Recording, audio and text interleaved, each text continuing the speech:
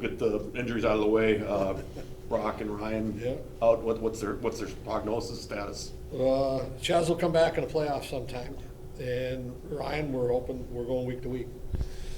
So, Brock, we're going week to week. You played, 7D all year. Is this kind of why you do that, and to be prepared for these Well, situations? injuries are part of sports. They happen, and just got to roll on. Fish gets an opportunity. He's been in there before for us and done a real good job. So he'd be an important player for us this week. Would Stoddard be part of the mix, or is he still the plan still to redshirt? He's redshirting. Okay. How does this impact your penalty kill? You've been looking for more guys to get on there, and We got more there's a guys. couple key ones. Yeah, our penalty kill's been very good. We've got some guys that got to step up. The big thing would be you got two pretty low penalized teams. Don't take a lot of penalties. But the strength of our team's been our decor. We got a whole bunch of them that get in there and do the job. So, and we've been without favor before too. It's a good. The experience that you do have back there, something you can lean on quite a bit. It's the only thing I can say is we've lost him a couple world juniors, Olympics, and and he's been pretty durable, and hopefully it's pretty short that he's going to be out. You had lousy fortune at Penn State prior to last year, and then you went in there and got a couple wins. Does that kind of change the outlook? Taking what turns out to be your longest conference trip, that you've had some success there now? Different year and all that. We'll see. All you go by is year to year to year. So, a lot of it came before I got here, and then the first year wasn't real good, and after that, I think we've been all right. So, we just got to get there and play good hockey. That's it. Yep. What do you see from this Penn State team compared to the ones you've played in the past? Same. Yeah, they shoot from everywhere. Very offensive. They stretch it out of the zone. They try to get you a long way away from the puck, and the closer we stay, the better. And Wisconsin does that too. So 2 weeks now, we'll have seen teams that kind of play away from the puck, but they're very good at it. Penn State. Penn State kind of applies pressure in different spots in their defensive zone versus other teams. Is that something that takes guys a while to get used to? Just kind of that high pressure that they put on the walls and things like that? No, it's their stretching. It's their, it takes a while to get used to that. Like, you have to be prepared to play that. How they fly guys out of the zone and chuck a puck into the neutral zone, and how they play in the offensive zone. So they don't play a lot in their defensive zone when they get that going. Does that put more pressure on your F3 or more on the defense? Both.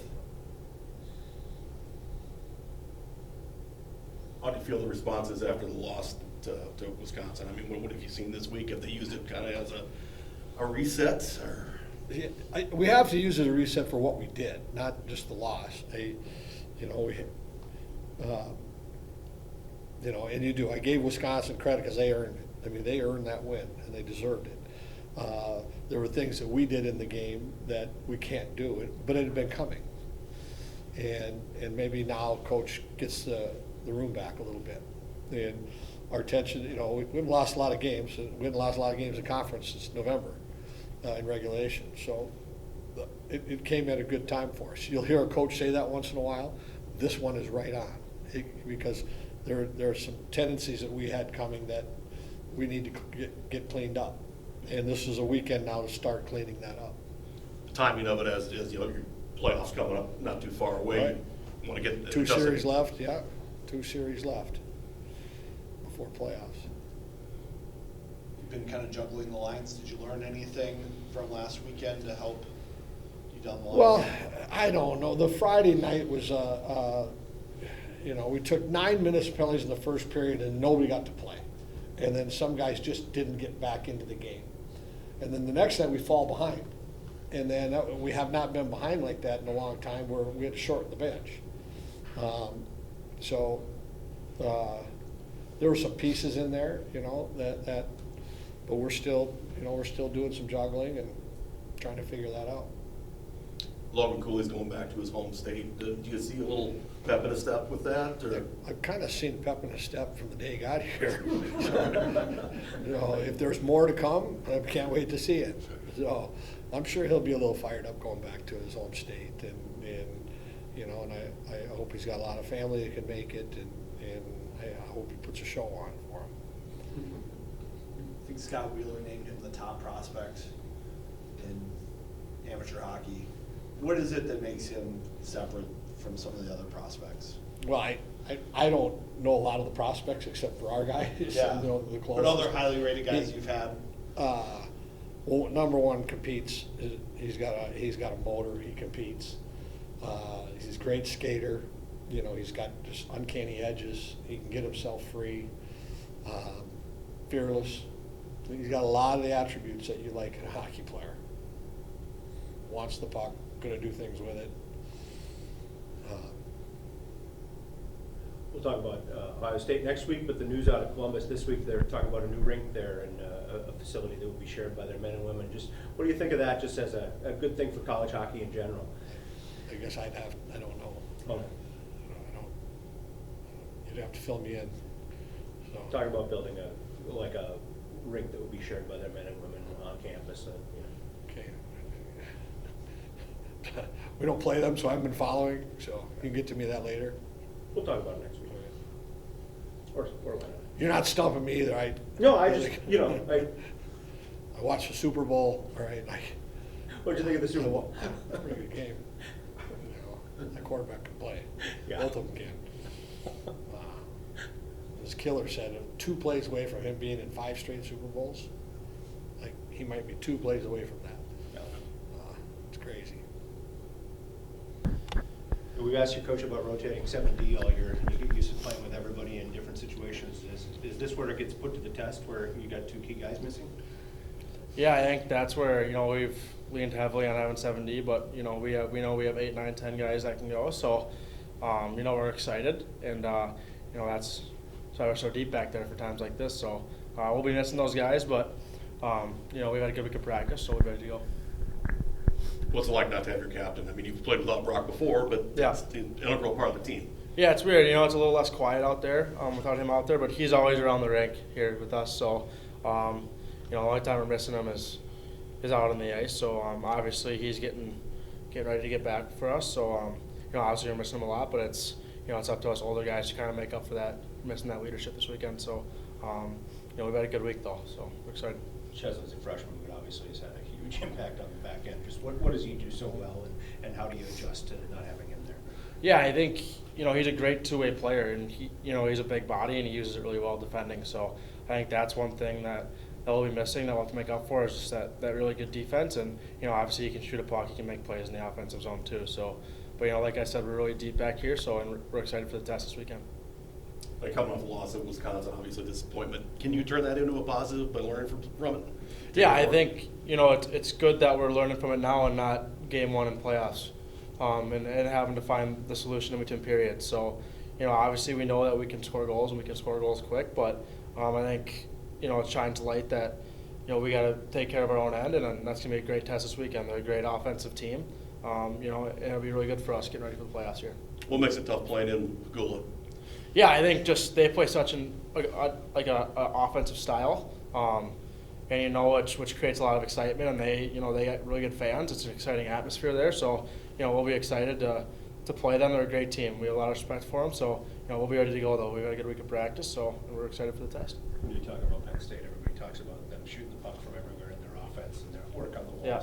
As a defender, do you kind of say, "Hey, bring it on. Let's have some Yeah, fun"? yeah. It's again, it's as a defender, it's a great challenge, and especially in their rink, it can create a lot of momentum and get the building excited. So I think the biggest thing is we just gotta stay even keel, and if we go down early or if we're up early, it doesn't matter. We just gotta stick with it for full 60. I think that's the biggest thing. Logan's going back to his home state for the first time.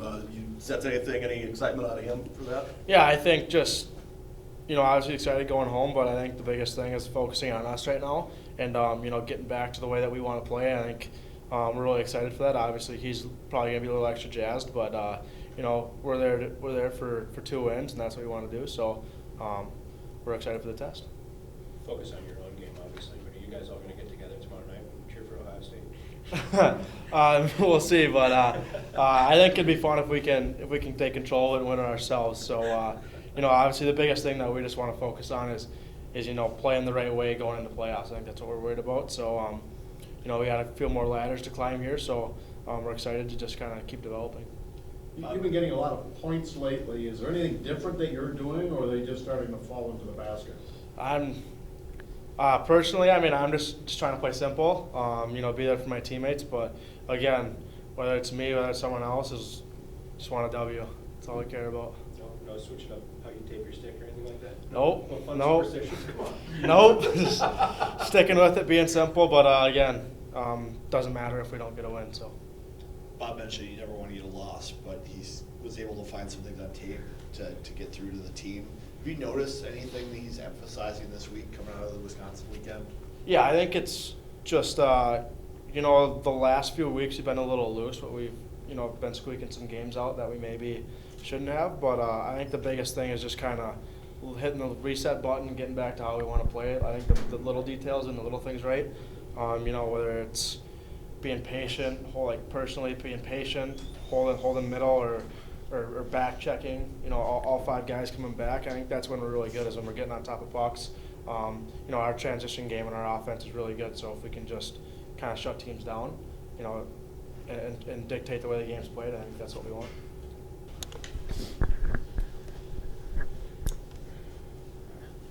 So now we find out why you've been rotating 7 defensemen all year and everybody learning to play with everybody as the depth gets tested a little bit? Yeah, for sure. I think obviously it's an important key, and I think everyone's ready to go. So I guess regardless of who we put in there, we'll be good to go.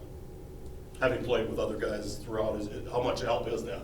Yeah, for sure. I think just kind of knowing everyone's tendencies and kind of what they like to do is going to be key for us. And I think regardless who they put us with, like you said, it's important. So I think that helps us a lot. Yeah.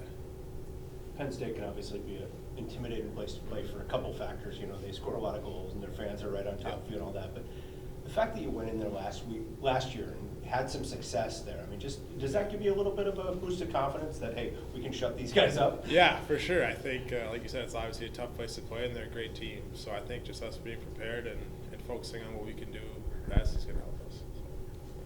What do you take out of last week's Saturday game, especially?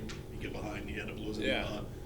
Can you turn that into a positive this week? Yeah, I think so for sure. Obviously, we got to get some fire under our butts here and get working, but I think that's kind of a wake-up call for us at the end of the year, and I think we kind of needed that just kind of not for our ego, but just for our work ethic and details moving forward, for sure. Yeah. What are some of those details from that game that the coaches have been emphasizing to eliminate this week? Yeah, I think a lot of it's our D-zone play and kind of how we back check and communicate on the ice. I think we're just kind of lazy play defense, and I would say unprepared in a lot of situations that we should be. So, yeah. What's the most important part on that back check that was maybe not being paid enough attention? I think just every guy, even the defense, just kind of knowing who you're picking up and obviously communicating with each other, because if we get confused, then a guy will be left open. And I think just being unprepared was what we were at. So.